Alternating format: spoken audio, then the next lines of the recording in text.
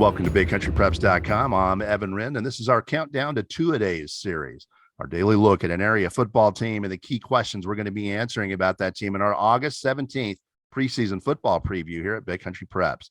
I'm with my partner, Dan Youngblood, via Zoom. And tonight, Dan, we're talking about the Clyde Bulldogs. And this is a Clyde team with a lot of its talent back from last year. Obviously, they had a tough year in Coach Danny Dudgeon's first season. They went 1-9, 1-4 in district play.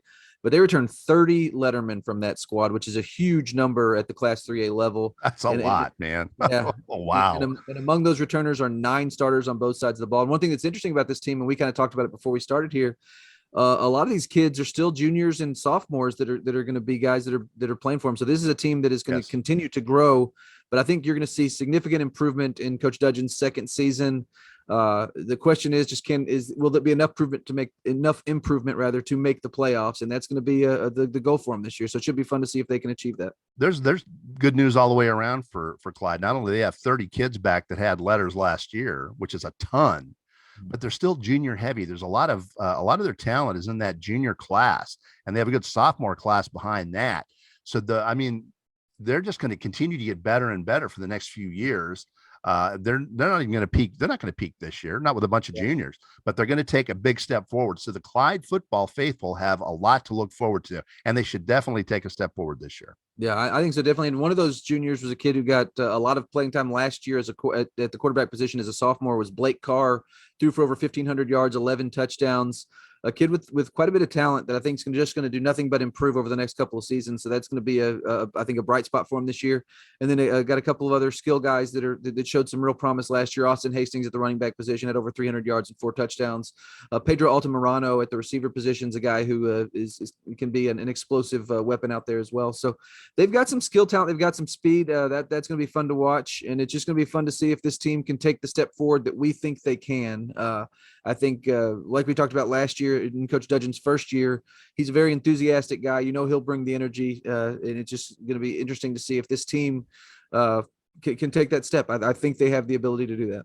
Well, with a young club that's coming off a 1-9 season last year, you want to, that makes those non-district games a lot more important. If you can come away with a win or two, or maybe more, and get some momentum going, get some confidence going, it can make all the difference. You need to get some W's early in those non-district games. Doesn't necessarily go 5-0, but if they get some W's and just learn that they can win, it could make all the difference. And I really like this non-district schedule for them. We'll go through their schedule. Their first one's obviously a big challenge. They open up at Cisco. That's going to be a very tough game. This is a Cisco team that I think has maybe state championship aspirations. So that's going to be a tough one. But after that, they host Eastland and Merkel, which are both solid squads, but they're going to have some holes to fill. Then they go to Ballinger on September 17th and then wrap up non-district play against a Sweetwater team that's also going to be filling a lot of holes. They graduated almost all their talent from last year. So I think this is going to be a pretty equitable non-district schedule with some challenges, but teams that aren't after that Cisco game that aren't unwinnable by any stretch. No, there's some winnable games in that non-district schedule. It is challenging. But I can see him winning some of those, and that's going to be important. Clyde will be idle on September 30th. They will host Vernon in their district opener on October the 7th, and that's going to be an important one. Then they go to Jim Ned on the 14th. They host Bowie on the 21st, and followed by another home date with a very tough Iowa Park game on the 28th. And then they wrap things up with a Breckenridge Ball Club that's expecting to take a big step forward this year on November the 4th. That is on the road. Key games for Clyde. I'm looking at that Vernon game and their district opener. If they can get that one, if they can hold serve and win at home against Vernon and get a win in the can, then it opens up those possibilities later on. And at least who knows? They can pull off an upset here or there. But they've got to win that Vernon game and get a win under their belt to create the chances. Yeah, and I agree. I think if their goal is to make the playoffs this year, that's going to be a huge game right off the bat. And like you said, that's one that if you can win your district opener, and that one is one they can win if they play well, all of a sudden, you've got a ton of momentum, and then all of a sudden maybe you can get on a roll and see what happens. Obviously, the second district game against Jim Ned's going to be a really tough one for all the reasons we mentioned. Jim Ned's they've built a great program and have another really nice class coming up through from their JV ranks. But after that, you've got a Bowie team that I think you can beat if you play well. Yes. Iowa Park's kind of the wild card. They've been really good in the past at the Class 4A level. Last year wasn't quite as strong, and they did graduate a pretty good bunch from that. And then you finish up with a big game at Breckenridge. So I look at the schedule, and it looks like it's gonna be a fun schedule. There's gonna be a lot of challenges on there, but I don't see too many games. There are a couple, but not too many games where you look at and say it would take a monumental effort for Clyde to win. I think there are a lot of games on there that if Clyde plays well, they'll be competitive games, and it'll be interesting to see how those shake out. A 2-1 district start gets the Bulldogs into postseason play, and that Vernon game and that Bowie game, they could very well be favored in those ball games. It's possible, and they are both at home. A 2-1 district start, assuming they're the underdog at Jim Ned, which right now they would be.